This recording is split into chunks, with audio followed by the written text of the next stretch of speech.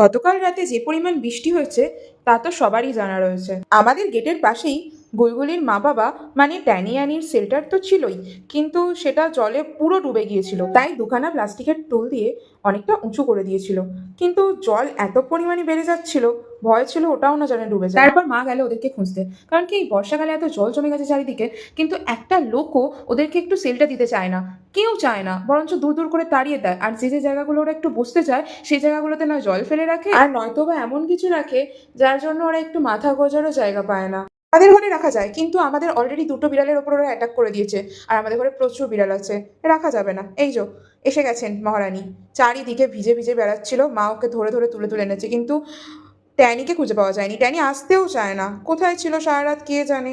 কিন্তু রাত যত বেড়েছে তত বৃষ্টিও বেড়েছে, আর তারপরে আমরা যখন গিয়ে দেখি তখন আর ওদেরকে দেখতে পাইনি। হয়তো কোনো ভালো মানুষ তার দৌড় খুলে দিয়েছিল, বা কোনো শেড ওরা পেয়ে গিয়েছিল এখানের থেকেও ভালো।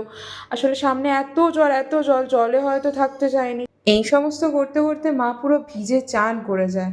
ও তো ঘুমিয়ে পড়েছে, ঘুমিয়ে পড়ুক, মায়ের যেন আবার এত ভিজে শরীর খারাপ না হয়ে যায়। ভগবান দেখো মা যেন সুস্থ থাকে, আর আমরা এভাবেই যেন অবলাগুলোর একটু পাশে থাকতে পারি, একটু ওদের সাহায্য করতে পারি।